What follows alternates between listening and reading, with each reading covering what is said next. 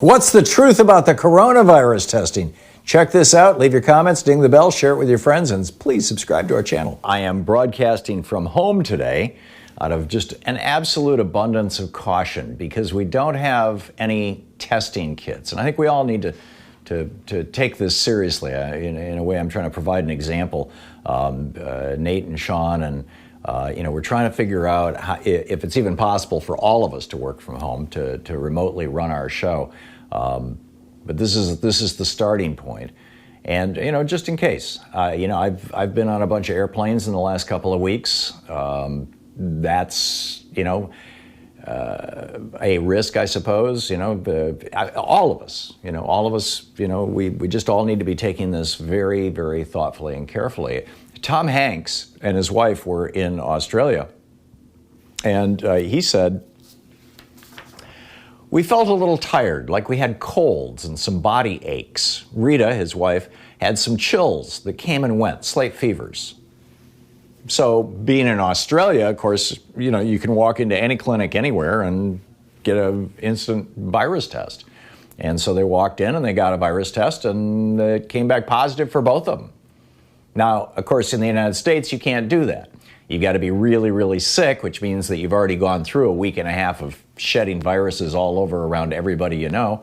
And then, if you also have the flu, you won't get tested. And odds are, no matter what, you may not get tested. I mean, this is just really mind-boggling stuff. And, I've mentioned I've got two kids who are in primary health care here in Portland. And one of them just texted me this morning. Community spread here in Portland is starting to really accelerate. We're getting a lot of reports. I think without being hysterical, it's time for us to get very concerned and take this very seriously. And if you can work from home, do it. Essentially self-quarantine for a while, at least until the United States catches up with the rest of the world.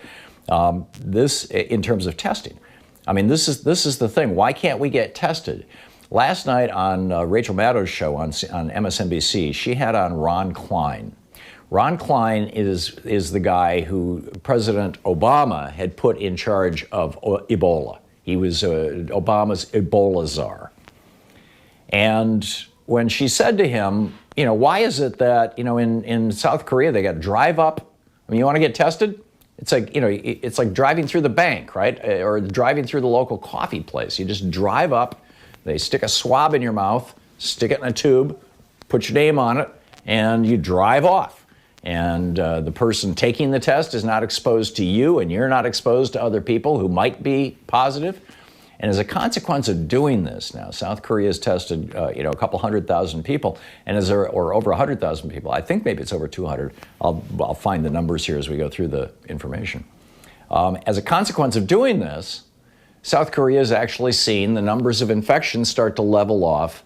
And, they're starting to get control of the situation. But you can't have control of the situation when you don't know who's sick, particularly when the first 4 or 5, the average time from the time a person is infected until the time they show symptoms is 5 days, but it can be as much as 14 days.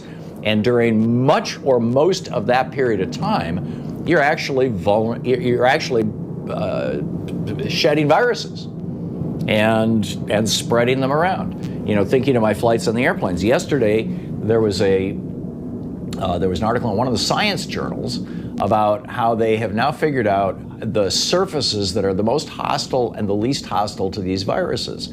I mean, I was telling you yesterday that the Federal Reserve is refusing to take currency, U.S. dollars, repatriated U.S. dollars that are coming back from China. The Federal Reserve is saying, no, we don't want them. China is burning their own currency and printing new currency because they believe that the disease can be passed, via currency. So this article that I was reading yesterday was answering the question: can I get the coronavirus from my mail or from the package that Amazon drops off?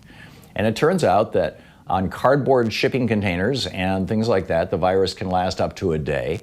On plastic shipping containers and plastic and the stuff inside the shipping container, if somebody who was infected handled it and put it in there, on plastic, it can last typically 1 to 2 days. And the surface that the coronavirus likes the most, because it's completely inert, doesn't mess with it, it doesn't like copper. In copper, it can only last four hours. But the surface it likes the most is stainless steel. And I'm thinking, what's the thing that I'm most in contact with that's made out of stainless steel? Oh yeah, seatbelt buckles on airplanes. And how many people have handled that belt buckle before I did in the last 3 days? And how many times has that seatbelt buckle been sterilized by the airline? I guarantee you, it's zero, right? Maybe not now, maybe they're starting to, but I mean, this is, so I think we all need to get a little OCD here. But anyhow, Rachel Maddow was asking Ron Klein, who was, as I said, Obama's Ebola czar. She was asking Ron Klein, why don't we have testing kits?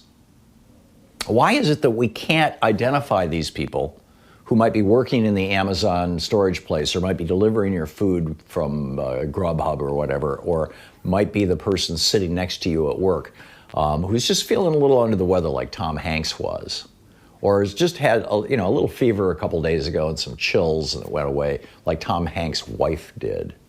Why is it that we can't identify these people? Why can't I walk down to my CVS and just say, I feel a little under the weather. Would you stick that swab in my mouth and see if I've got the coronavirus?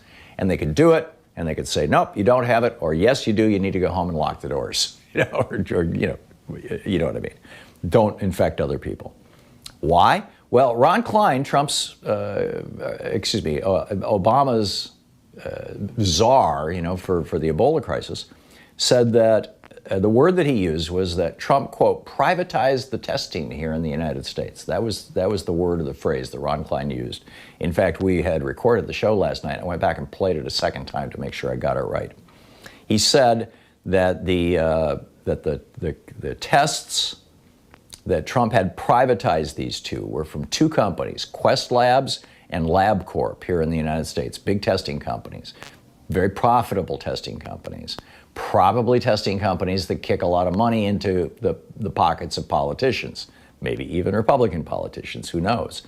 But instead of taking the World Health Organization test kits, which are manufactured in 3 different countries now, and they're available all over the world, they're cheap, they work, they're fast, rapid results.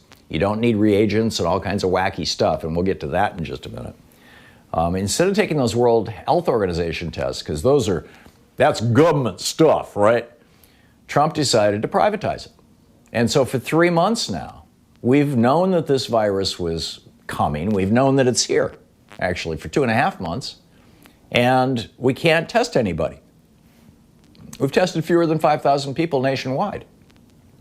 Now you've got states like Washington State coming up with their own tests and saying, screw the federal government, we're going to do it ourselves. And these two companies say that they're going to have tens of thousands of test kits available real soon. Remember last week, Mike Pence said it would be this week? I don't see any. And then this raises the question, Alex Azar is the head of HHS, which arguably would be in charge of a lot of this stuff. He's the health guy, Health and Human Services. Before that, the reason that Trump picked him for that job is because he used to be the CEO of Lilly. Lilly, when he was CEO of Lilly, he doubled the price of insulin. That was his main claim to fame, Alex Azar. So the question I'm asking and wondering is, do Trump and Azar own stock in Quest and LabCorp? Is that what this is about? I mean, consider Trump just issued a travel ban to every country in Europe except the ones where he's got a bunch of hotels. He's got 2 hotels in Scotland and 1 in Ireland. Those are all part of the United Kingdom. No travel ban to the United Kingdom, even though they have more of this stuff than a lot of the other European countries.